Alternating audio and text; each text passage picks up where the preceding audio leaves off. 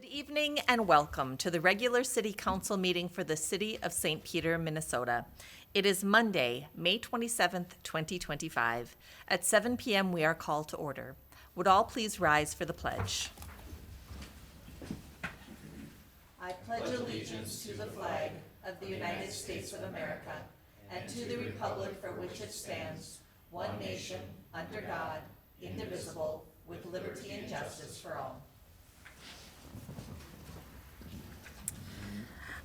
You should all have a copy of the agenda. Are there any revisions or corrections to the agenda? Madam Mayor? Yes. I would like to move the temporary tobacco license off of the consent agenda to the regular, to the new business. Will that be item A of new business, or would that become item You chose. the end? We can What make works it for item A. Keisha? All Yeah, right. which would you prefer, Keisha? Normally, we would do it as the last. Okay, under new business. then we'll move it to item H under new business.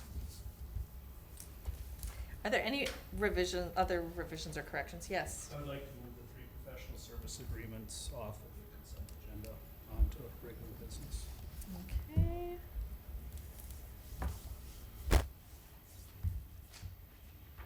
Any other items? So the consent agenda has been revised to remove the temporary tobacco licenses and make that item H under new business, and the professional services that was originally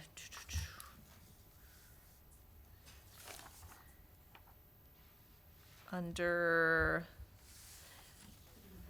item number 4, Daryl? Yes. All right, item number 4. All right. With those revisions, the consent agenda would include the following: temporary gambling licenses. I'm not going to read them all. They are numerous, and they are listed on page 39 of the packet for folks at home. Temporary gambling, temporary on-sale liquor, Sunday sale, off-sale liquor, 3-2 off-sale beer, tree worker, and brewer off-sale. Those are listed in the packet with the name of the organization, the location, as well as the dates.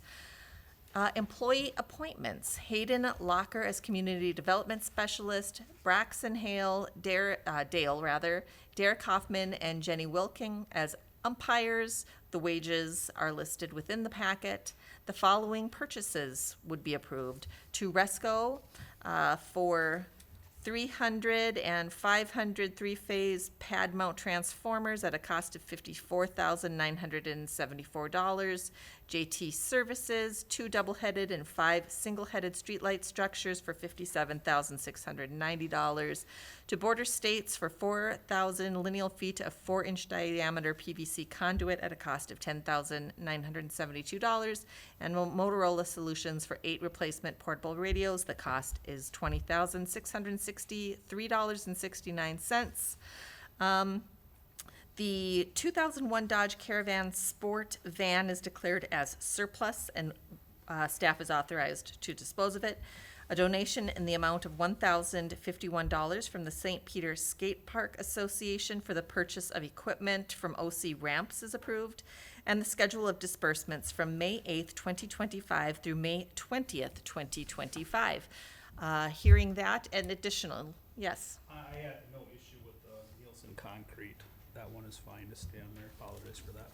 Oh, So first item on number 4. are there any Just the 3 concerns about keeping that one on the consent agenda? Are we, just to clarify, are we talking about the consent agenda, or do we still need to approve the agenda in minutes? We're talking, oh, sorry, did I skip over We haven't approval of the approved the agenda? Okay, yeah, sorry. Let's go back to the approval of the agenda. Are there any revisions or corrections to the agenda? You want us to restate them? When we get to consent agenda, I'll cover those again, but are there any revisions? A motion to approve. Okay. Second. All those in favor of approval, say aye. Aye. Any revisions? The agenda is approved. Thanks for pointing that out, Carrie. Approval of the minutes. The minutes are printed in the packet. Are there any revisions or corrections to the minutes as distributed? Hearing none, is there, all those in favor of, wait, we need a motion and a second. All those in favor, or anyone want to make a motion to approve the minutes? I will make that motion. Second. All those in favor of approval, say aye. Aye. Any opposed? The minutes are approved. We have time on our agenda for visitors. Is there any visitor who'd like to address the council on any agenda item? Hearing none, we have time for general visitor comments. Is there a visitor who'd like to address the council on an item not on the agenda? Hearing none, we will move on to the consent agenda, which I just walked through in detail. You'll recall that we moved some things off the consent agenda. We are going to keep under item number 4, Nielsen Concrete, but the 3 Bolton and Menk agenda items we've moved to new business.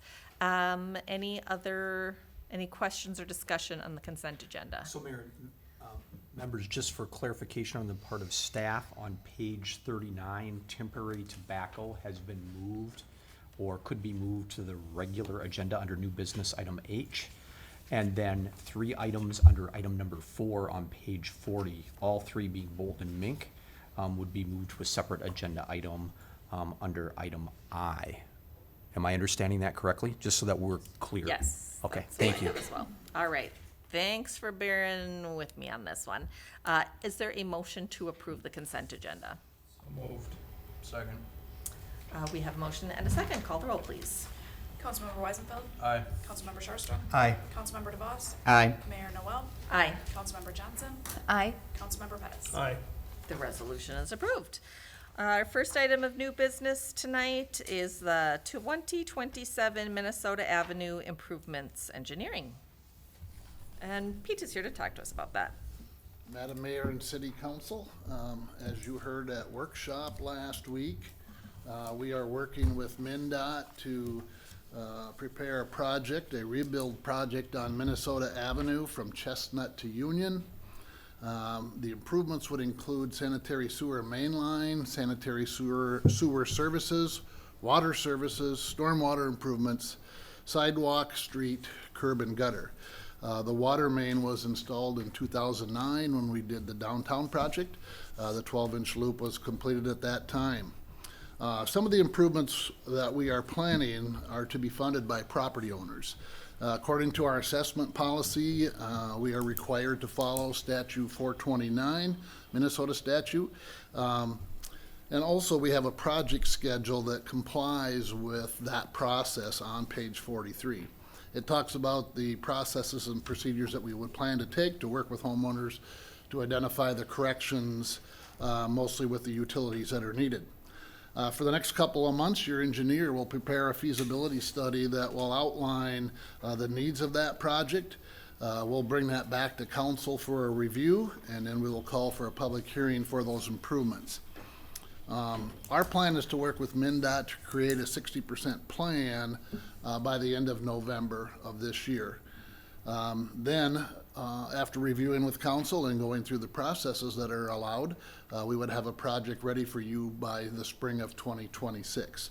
This project is scheduled to begin in 2027. So as you can see, our timeline is pretty methodical. MnDOT does a nice job of spreading that out. That gives us ample time to work with the homeowners along that area related to the condition of their private services and any assessments that would be levied against them. What we're asking you tonight is that you allow Bolton and Mink to prepare a plan, to work with MnDOT on that plan, and to prepare a feasibility study. I'm open for questions. I'm requesting that you approve the resolution on page 44 to 45, authorizing engineering services for the Minnesota Avenue project. Thanks, Pete. Questions? Brad? So clarification, in case people are asking about this, this has nothing to do with municipal consent. This is just simply engineering for the city's portion of the work. That's correct. Yep. Okay, in case people are wondering why on that side of Right. things. Okay, thank you. Additional questions? Hearing nothing further, the resolution authorizing engineering services for the 2027 Minnesota Avenue, AKA 169 improvements, Chestnut Street to Union Street, appears on pages 44 through 45 of the packet. Is there a motion to approve? So moved. Second. We have a motion and a second. Call the roll, please. Councilmember Sharpstra. Aye. Councilmember DeVos. Aye. Mayor Noel. Aye. Councilmember Johnson. Aye. Councilmember Pettis. Aye. Councilmember Weisenfeld. Aye. The resolution is approved. Next up, South Front Street traffic modifications, and Pete is here again. Madam Mayor and City Council, as you remember, about a year ago, there were some concerned citizens that came to the City Council meeting to express concern over a variety of issues on South Front Street. They came to talk about speed, large trucks, pedestrian conditions in that area, and just overall safety required to be living along that area. So what we did is we worked in cooperation with the Statewide Health Improvement Partnership, which is called SHIP, to get a grant for some engineering services. Alta Engineering came in, studied the area, worked with the citizens along that route, get some feedback through a survey and through public input, several public meetings, to develop goals for a demonstration project which would identify really traffic calming areas that would work or wouldn't work, depending on how the citizens and people that drive that area would provide feedback. I think we had a very successful demonstration, meaning that not everything was rosy. There were a few issues along the route there, but the overall goal was we were looking at traffic calming situations, especially through the residential area. We did get some very positive feedback through that process. We also got some negative feedback, and some of the negative feedback came from outside of our jurisdiction where our citizens live, but from people that use that route and use St. Peter as a flow-through in traffic to get from Highway 99 mostly to the south, heading towards Mankato. Taking that into consideration, it still means that we need to provide some level of discrepancy for the decision-making in that process, and so that is why we wanted to use outside engineering to get some of that honest feedback from traffic engineers. With that came the following recommendations. Narrow the lanes down to 11 foot between, this is all between Elm and Walnut Street. So on Walnut Street, as you're heading south, that's basically the street that's on the south side of the courthouse parking lot. All the way to Elm is where the residential kind of ends, and then you get into a couple of residential properties on the west side, but you're mostly going into that undefined street where there's no curb and gutter, and then you're getting closer to Quick Trip. Narrow the lanes down to 11 feet. Using bump outs on both entrances to encourage people to slow down in those areas. Use signage to reduce the speed if it's so desired by the city council from 30 to 25. And my recommendation says 20, and my city engineer has told me that I can't do that unless it's in a school zone. And so you have two options there. One is to leave it at 30 and work with other traffic calming scenarios there, such as drive-overs or something that would encourage traffic to slow down, or you can reduce it to 25 and then have enforcement. And then allow parking on both sides to calm traffic, and then clearly paint and identify lines with center striping in that area.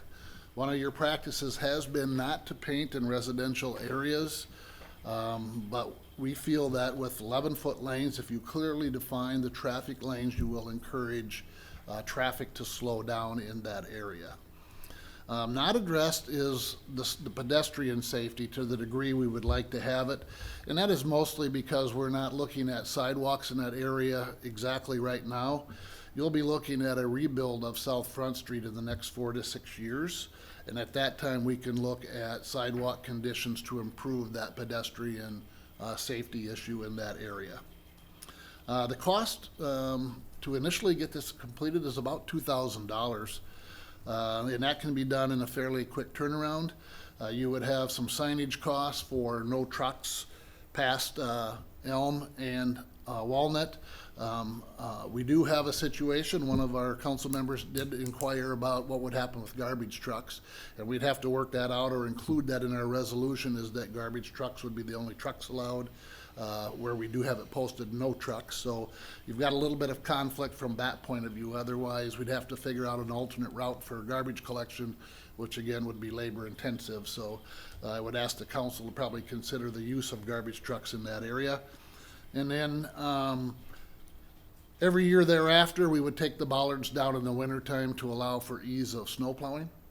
As you guys saw on South Third Street, it'd be really difficult if we had to plow around the obstacles that are there, and usually by that time, or about the second snowfall, there's no obstacles left to work around. So, but after that, it would be about $750 annually to reestablish that until such time as we undertake a rebuild project there. You have maps that are on pages 48, 49, and 50. There's a resolution on page 51. Again, with that modification, my recommendation would be from 30 to 25. That's what we can do by state statute. Or if the council desires, if you want to leave it at 30 miles per hour according to state law, then we can consider other obstacles in there to try to slow the traffic down. And the other revision to the resolution, you were suggesting something maybe on item 3 excluding garbage trucks from the. Correct. Being close to truck traffic. Yes. All right. Discussion or questions? Yes, sir. Question right away, on the bottom of 46, saying that it's reducing the speed limit to 20 miles an hour? Yes. Is that a typo? No, that is a typo. It should be 25. I had originally put 20 in there, but you can only apply the 20 to school zones. Okay, that's what you had said, so when I looked at it, Right. And so what the council has the authority to do is break away from the 30-mile-an-hour state law. You can reduce it to 25 because you're the jurisdictional authority, but no more than that. So when we take a motion to approve the resolution, we should approve the resolution with 2 modifications: the exclusion of garbage trucks from the prohibition on truck traffic, and we need to determine what we want to. We could either strike bullet point number 4, in which case it would be 30 miles per hour, or if somebody wanted to suggest a 25, that is the minimum that we Sure. can approve. So, Josh. So on this Walnut Street, it looks like these dots are the bump outs. Are the bump outs smaller than they were last year relative to the curb? Like less intruding into the street? I believe we had 11-foot lanes in there last year. Not necessarily at Walnut, we had a traffic circle in there. Right. But if you remember how Elm Street was, that would be very similar to what we had last year. Okay. I'm just curious because we had a lot of the feedback we got was that folks thought the bump outs at the intersections were too constricting. And so I'm just curious if trying slightly less constricting bump outs, even with a narrower traffic lane, Yeah. was maybe less intrusive. We heard the same thing, and what we modified is the positioning of the bollards, so they continued around to make the east-west traffic 11-foot also. Those would stay the same size, and it would be really just the narrow opening going on Front Street at Walnut. Okay. So you'd have easier turning movements coming out and going in. Sure. Okay. Brad. Just a recommendation on the garbage trucks is maybe refer to them as a sanitation vehicle servicing neighborhood residents. So that you don't just make it garbage trucks, that it's Right, specific that recycling, yep. servicing local or servicing neighborhood residents, so. Additional questions or discussion, Dustin? I was just gonna point out, I did have a large number of residents reach out with concerns about the bump outs. I get this was discussed at workshop. Unfortunately, I was unable to contribute those thoughts at workshop. So because of that, I will be abstaining. I was not present to be able to provide my thoughts then. Sure. Carrie. As someone who drove on, I know we're not talking about Third Street, but I feel like a lot of the feedback that I personally received was more related to Third Street, and complaints about the bump outs. I also drove. The reason it feels so painful to people is because it forces you to slow down and to think about how you're driving. Those bump outs are doing their job. So I am happy to champion bump outs. Additional questions or discussion? We do need to resolve the matter of speed limit. Is there any discussion or anything anybody'd like to add about that? I don't have any objection to 25 in the residential zone, if they had. So, Madam Mayor, if I can help. Yeah. The appropriate action would be to modify as discussed with the speed limit being set at 25 miles an hour. So there, if you had a motion modifying the resolution in that way, that would take precedence and you could move forward. So we've discussed 2 modifications to the resolution, the one relative to garbage trucks and to 25 miles per hour. Is there somebody who'd like to make a motion to approve with those 2 amendments? I'll make a motion to approve. I'll second. We have a motion and a second. Call the roll, please. Councilmember DeVos. Aye. Mayor Noel. Aye. Councilmember Johnson. Aye. Councilmember Pettis. No. Councilmember Weisenfeld. Aye. Councilmember Sharstrom. Abstain. All right, the resolution passes. We will move on to our next item of new business, a surcharge fee for water and/or electric. Madam Mayor and City Council, as you're aware, we're in about the 5th year of our AMI program. We're about 70% with electricity and 70% with water. Trying to get to a point where this year we're going to be installing the last of the electric meters. And in the following 2 to 3 years, we'll be pulling up the water meters and making sure that they communicate through our electric meters. We've run into a small obstacle with a minute number of citizens either not wanting the new AMI meters or not wanting us to come into their property. As I put in my memo, we have the right to entry. It's in our ordinances.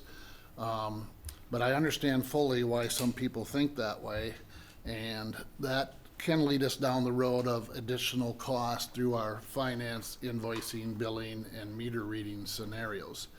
We haven't had a large number of constituents who are telling us no at this time, and over the course of the next few years, we'd like to edge into this with handling difficult situations one by one, instead of waiting till the end of our meter reading or our meter installation program and then tackling 30 or 40. And so what we're asking tonight is that you put a surcharge fee in your fee schedule. This would be a fee in addition to our customer charges that are there on a monthly basis. So their customer charges will stay there, and the surcharge fee will only apply after we have had contact with them, discussed what's going on, and we send them a letter of notification with a timeline so that they have time to adjust and get there. Again, I don't think there's going to be a huge number, but there will be a number.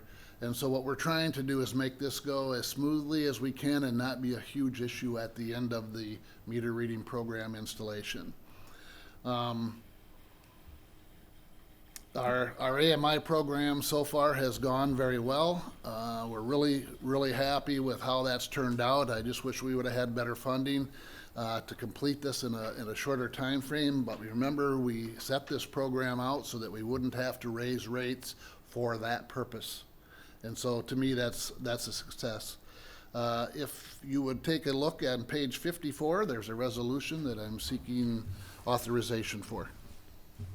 Questions for Pete? Daryl? A quick question for you, Pete. Yes. The fee that you came up with here, that additional fee, that was based on a calculation of so much time for somebody manually entering, and That's so correct. there's a basis behind this fee, it's not just a number, correct? Yes, Thank that's you. correct. Thank you. And so as our costs go up, That fee will go next up. year we would come forward and say, okay, last year this fee was $33.20. We're seeing about a 2% increase, so we're asking for this time, this amount this year. So it's in the fee schedule. We'd be adjusting it as our normal December, Yeah. January timeline, somewhere in there. Thank you, appreciate that. Additional questions or discussion? Have we been in contact with all of the folks that have not wanted to have the new AMI meters put in? Multiple times. And does it seem like we're gonna get anywhere with them, or unlikely? I think that's the key thing. If they're determined that they would prefer not to have it this way, they can. It's just a cost that we're going to incur to get their meter readings or make changes. Yeah, I totally understand. I just have a tough time implementing more fees on folks in the same time that we've increased fees across the board. It just feels like it feels like this can be solved without the cost associated with it, but I understand the need as it's set up. Brad? Jan, to answer Mr. Weissenfeld.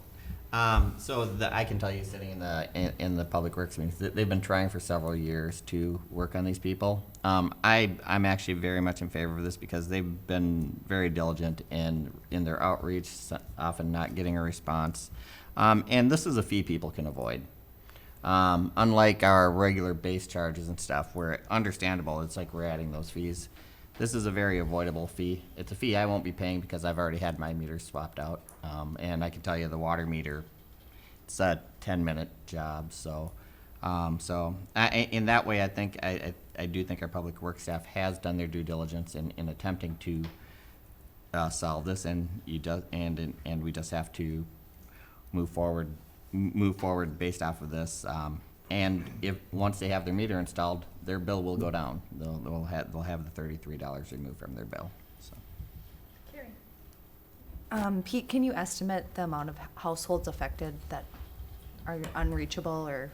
I don't would want say we us in their have homes? between 5 and 10 right now, and we're at 70%. So it's a fairly small number. Additional questions or discussion? Hearing nothing further, the resolution authorizing the revising of the fee schedule for meter surcharge fee for electric and/or water meters is on page 54 of the packet. Is there a motion to approve? So moved. Second. We have a motion and a second. Call the roll, please. Mayor Noel, Aye. Councilmember Johnson, Aye. Councilmember Pettis, Aye. Councilmember Weisenfeld, No. Councilmember Sharstrom, Aye. Councilmember DeVos. Not aye. Sorry. The resolution carries. Next up, a request for, thanks Pete.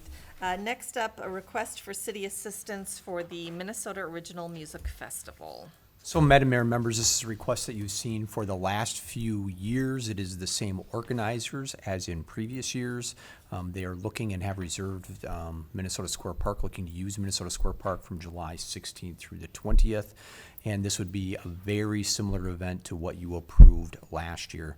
Certainly, we have requirements for utilization in this way of the park that include having the appropriate licensure, ensuring vendors have the appropriate licensure, like food vendors, those types of folks.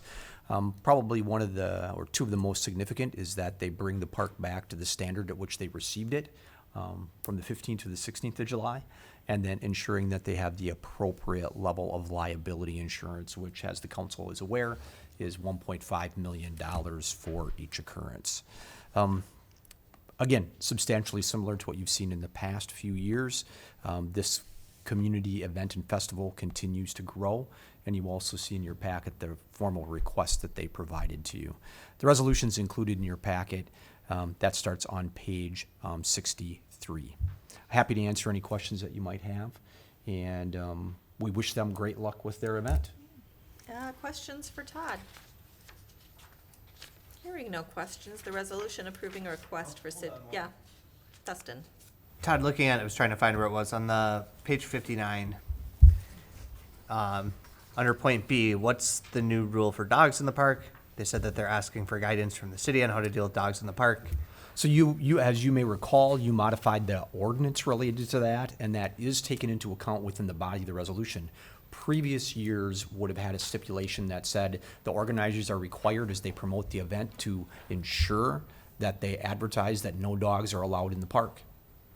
That is no longer the requirement under your ordinance, so that is Correct. not a part of the resolution. So we are not requiring them to do that any longer. I get So what it that would- says in their request, but our response to that is in the body of the resolution, which is they're not required to provide. Okay, so they're not actually waiting for additional information from us. They may be waiting for additional information because you haven't taken action yet. Okay. But the ordinance is clear, and we have had that discussion. Yep. Additional questions?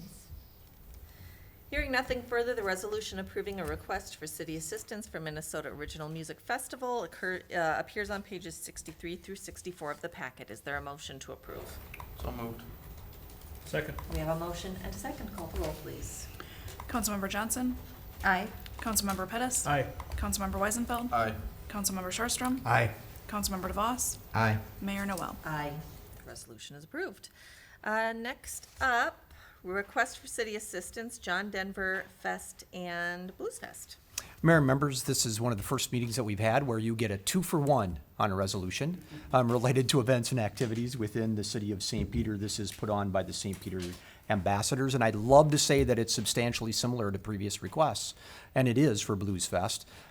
This would be the first year of the Young John Denver Fest, and so that's the difference. The requirements for both are substantially similar. They're looking to use Minnesota Square Park for an event on Friday the 13th and then on Saturday the 14th. So Friday the 13th would be the Young John Denver Festival, and then Saturday would be the Blues Fest that's been in place now for about a decade or so.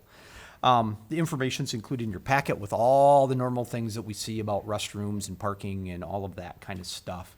And so the request from staff, or the recommendation from staff, is that you approve the one resolution that provides for both of these two events. We would allow them to have one coverage for both events that covers both days, one insurance coverage, just as you do with the Rock Bend Folk Festival that's over multiple days. It's the same organizers, same type of activity that they're asking for.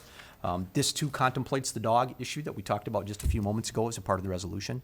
And so that resolution, Madam Mayor, members, starts on page 69. Any questions for Todd or any discussion? Hearing none, the resolution approving a request for city assistance for Ambassadors Blues Fest and Young John Denver Fest is on pages 69 through 70 of the packet. Is there a motion to approve? So moved. Second. We have a motion and a second. Call the roll, please. Councilmember Pettis, Aye. Councilmember Weisenfeld, Aye. Councilmember Sharstrom. Aye. Councilmember DeVos, Aye. Mayor Noel, Aye. Councilmember Johnson. Aye. Motion carries. Next up, request for city assistance, old-fashioned 4th of July celebration. So, Mayor, members, this request comes, as it has over the past decades, from the St. Peter Chamber of Commerce.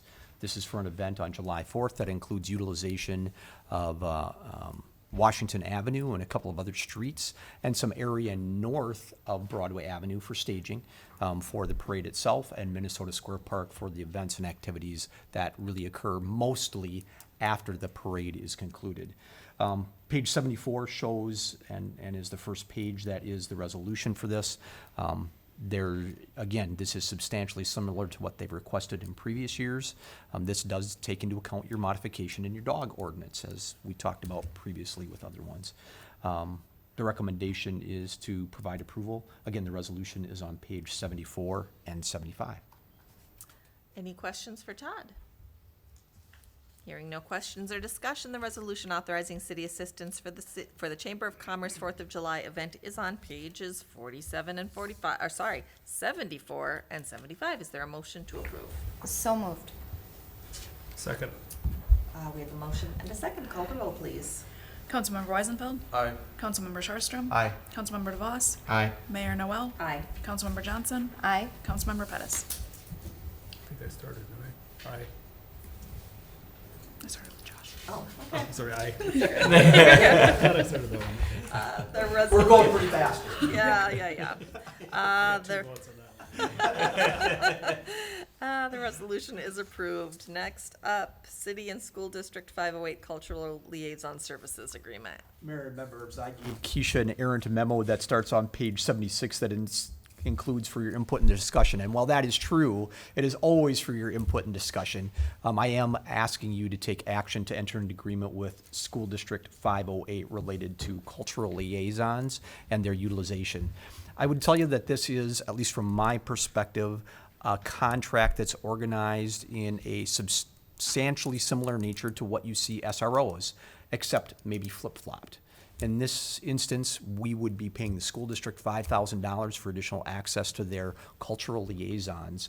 This falls in line with some of the work that the council has done related to your community conversations program, and part of the discussion that you've had previously with the joint school board and city council meeting, and the superintendent and I have had over the last 4 or 5 months. Really, the goal of this agreement is to provide some resources to the school district, and they provide access to your recreation staff and MRVT staff to help promote programs that you already have in place. We see barriers on occasion, some of them related to language or other issues, in ensuring that everyone within your community has equal access to the programming that you currently provide. This is not establishing new programming. This is ensuring that everyone within your community has access to the programs that you have in place currently. The school board took action at their meeting last week to approve this agreement. And if you're so willing, the recommendation is for you to approve this agreement. This is a one-year agreement, so we're really looking at this as an experiment to see if it has some impact related to in a comparison of demographics that we have within the community. The contract's included within your packet, and the resolution is on page 83. All right, questions for Todd? We previously discussed this as a council and in a joint meeting with the school board, so we've had opportunity to discuss previously. Hearing no additional discussion, the resolution entering into a school cultural liaison agreement is on page 83 of the packet. Is there a motion to approve? So moved. Second. We have a motion and a second. Call the roll, please. Councilmember Sharstrom. Aye. Councilmember DeVos. Aye. Mayor Noel. Aye. Councilmember Johnson. Aye. Councilmember Pettis. Aye. Councilmember Weisenfeld. Aye. The resolution is approved. Next up, temporary and annual license renewals, specifically temporary tobacco licenses. So, Mayor, members, you had asked originally with the change to the resolution or the motion approving the agenda to have this taken off your consent agenda and put under new business. I'm looking back at what is page 8. And so how staff took this and why I asked for the clarification is that this related only to the temporary tobacco license, not to all of the temporary licenses. Correct. And so, as you'll see on page 8, and I'm counting the paragraphs, 1, 2, 3, this would be, I believe, the third paragraph that's listed on page 8 within the consent agenda materials. This is an application that you have seen before, so at least from my perspective, from a process standpoint, it's appropriate that it can be on the consent agenda under your rules, but certainly issuing of these licenses is at the pleasure of the city council. We would see nothing that would prohibit them from having this license from a conviction standpoint or anything else, but certainly the council can weigh in on this, and you've asked to have this as a separate agenda item. If you take no action, that means that the license will not be provided. So if there is no motion to approve it, then there's no license provided. So for you to provide this action, you've got to take some level of affirmative action. Generally, how we would handle this would be that you would give staff a little bit of latitude to assemble a resolution, a few whereases and approvals, just like you might see in a normal format. We wouldn't try and wordsmith this at the desk unless the council preferred to do that, and then we could certainly do that. But certainly, this is something that the council can discuss, and you can take off consent agenda and have separate discussion on. The only thing I would add is this is for Mulder's Cigar Emporium, and they are a licensed business in the city of St. Peter. They are a licensed business within the city of St. Peter. All right. Questions or discussion? So I wholeheartedly expect this to pass, so I just didn't want to vote for it myself personally on the consent agenda. Secondhand smoke does impact the personal space of other people at these festivals. Both I myself find it annoying. Other non-smokers find it very annoying when secondhand smoke drifts. You may be by the stage and it drifts over there. While we can't prevent people from coming into the park with it, I do think it sets a bad precedent to be selling it in the park, which encourages the increased usage and consumption of smoking products. It's not necessarily tobacco in general, it's smoking products. It's smoking products as well. That's my opinion. I just think it. Like I said, I'm sure it will pass, but I think it's a bad example to be setting. Well, and just to be clear, I know you know this, that your general opposition to smoking products, but this temporary license is only for tobacco. Yeah, exactly. Just to Yep. be clear. Yeah, Yep. and it's specifically, yes, this Yep. temporary license at this time is what I'm opposed to. Yep, Yes. okay, yep. Other questions or discussion? So are we Yeah. not voting on this tonight, or? We will vote on okay. it tonight. Okay. The process would be that someone would make a motion to approve a resolution providing for this license, and Sure. then we'd kind of fill in the blanks later if the council is good with that. Sounds good. I was just curious, since this event's coming up in 2.5 weeks, and we would meet 3 days before it or 4 days before it or something. It would be very unusual for the council to call an emergency meeting for this type of license or activity. Sure. All right, yes. I will go ahead and make a motion to approve it. We have a motion and a second. Call the roll, please. Councilmember DeVos, No? Mayor Noel, Aye. Councilmember Johnson, Aye. Councilmember Pettis. Councilmember Weisenfeld. Aye. Councilmember Sharstrom. Aye. The resolution will be created, but we have voted to grant that temporary tobacco license. Next up, we're going to go back to starting on page 15 of the packet. We had 3 items, the first of which is Klein Street improvements, the second of which is Cullen Street improvements, and the third of which is Klein Street improvements. Mayor, members, as we talked about with the last item that was pulled from the consent agenda, you can certainly take this in 3 parts. I was going to say that you could trifurcate these and have 3 separate actions, or you could certainly take them all together if you chose to. But it is certainly at the pleasure of the council to have items such as this taken off of the consent agenda and put on under new business. These 3 items provide support services for construction projects that you have underway. And Pete is here if there are questions or if you would like additional explanation. Well, I'll follow up with Councilmember Pettis, who removed these from the consent agenda, how you would like to discuss them. Are you thinking of them as 3 separate things you'd want to? One item together is fine, all All right. 3 of them. I fully support these items all being approved. I would just like to remind our consultant engineer and our staff that we should be approving these before the projects are started versus a year later. All 3 of these projects were bid over a year ago, or almost a year ago, and we're now approving their construction services for staking, project inspection, contract administration for projects that are about 90% done. So let's not do that in the future. Let's bid a project, for our consultant to be charging us for work on these projects. They should have a up-to-date professional services agreement from us, or they shouldn't be billing us for their services. Darrell's exactly right from that process point of view. If you look at the projects, part of what we did or what we do in a process like this, I'll just take Cullen Street, as we laid that out, we go into a couple different processes. One is design and build, or bidding, and we have a fee that usually is authorized right up front. That's council's say of, let's get going on this project.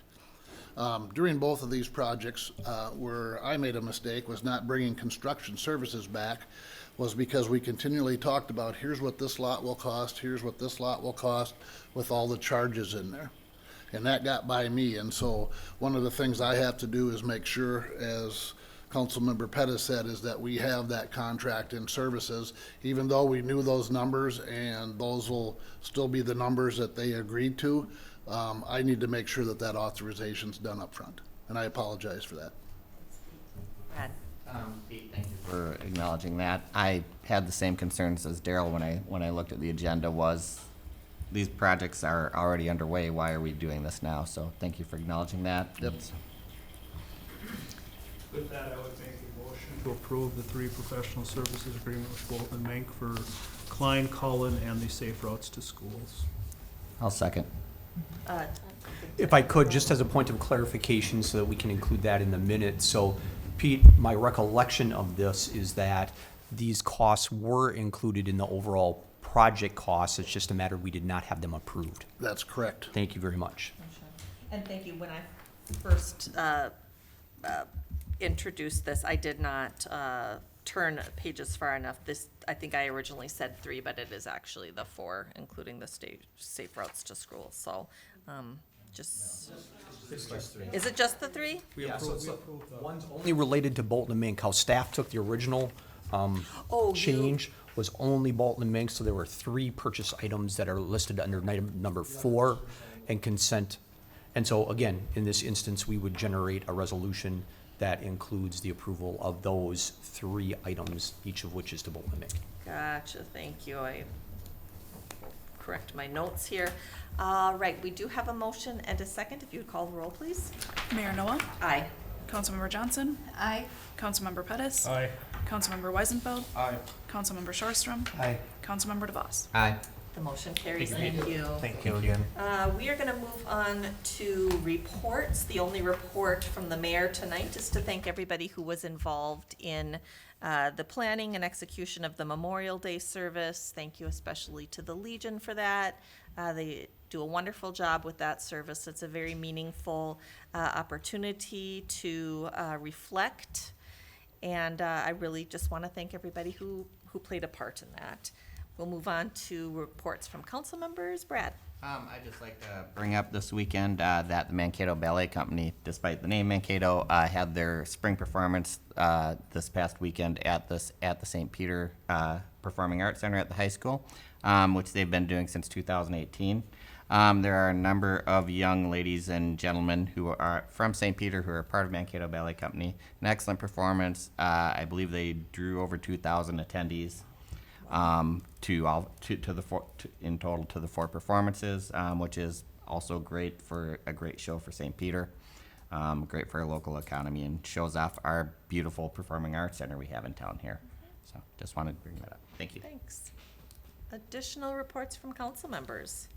Hearing none, how about our city administrator? Madam Mayor, I only have 2 reports for you and then a request for an executive session, the first of which is, and arguably maybe it's 3, with the rain that we had, I think it's important for folks to note that our park system is growing all over. And so Pete and his team have a bunch of stuff to do, and so people have been enjoying parks like crazy, and we'll see a lot of activity with parks. That, coupled with many of the summer programs through the rec department, are blooming as well. And so those events and activities will start, as I mentioned, even this week with only 4 days of the week, arguably, there are over 45 different events and activities going on in the rec department. So I wanted to mention that. And the last, which is really important collaborative effort with Pete's team and with John's team, is that the pool opens on the 31st. We always mark summer by when the pool opens, and so it opens on the 31st. So it continues to be, thanks to the council members' thoughts and decisions related to that, the best entertainment value in St. Peter for a family. And, you know, you can get a family swim pass for around $50. Whether you have 1 child or 5, and it's a fantastic deal and a great way to spend a lot of your summers down at the pool. And so I wanted to mention that. Again, on the 31st, the pool opens. If you want more information, you can certainly check it out on Facebook and on our website. There'll be a lot of great information related to the pool. Thank you. We are going to move on to a resolution for an executive session.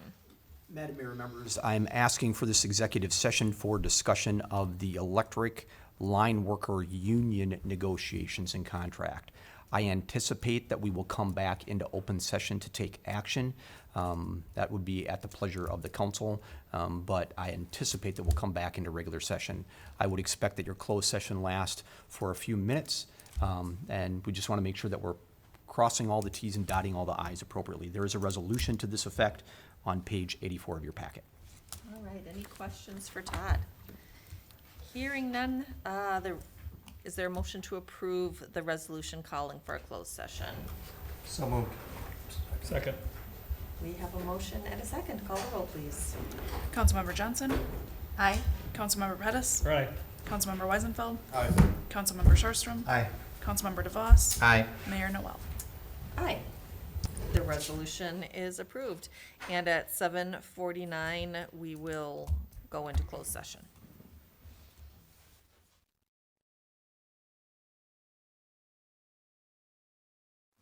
All right, we are returning to open session at 8 PM. This is an open session of the St. Peter City Council on Tuesday, the 27th of May, 2025. Mayor and members, there's information included on your desks related to entering an agreement with the International Union of Operating Engineers, Local 70, the electric line workers contract. You had multiple closed or executive sessions related to this negotiations. I think the negotiations have concluded. There's a contract in front of you that the union has agreed to and signed off on. The recommendation from city staff is to approve the resolution entering into the contract. The most significant portions of the contract include it's a one-year deal from January 6th to December 31st of 2025. It would be a pay modification of $3 an hour for all classifications within the contract, plus $2 per hour, an on-call increase from 300 to 325, a change in the definition of probation from 12 months to 6 months. This is congruent with your non-union and most of your other union groups. Jury duty pay change, which amounts to about $20 modification to this. Again, that falls in line with what you see in other union contracts and your non-unionized folks. And then a clarification related to safety equipment, primarily eyeglasses and footwear. Again, the contract is provided with you. The union has voted to accept the contract. The resolution providing approval for the mayor and I to sign the agreement is included in your packet. And again, I'm happy to answer any questions that you might have, Madam Mayor and members. Sure. Any questions for Todd or discussion? Hearing nothing, we are considering a resolution approving a contract by and between the City of St. Peter and International Union of Operating Engineers, Local 70 AFL-CIO, electric lineman for calendar year 2025. Is there a motion to approve? So moved. Second. We have a motion and a second. Call the roll, please. Councilmember Pettis, Aye. Councilmember Weisenfeld, Aye. Councilmember Sharstrom. Aye. Councilmember DeVos, Aye. Mayor Noel, Aye. Councilmember Johnson. Aye. The resolution is approved. That was our last item of business this evening. Is there a motion to adjourn? So moved. Second. All those in favor of adjournment, say aye. Aye. Any opposed? We are adjourned.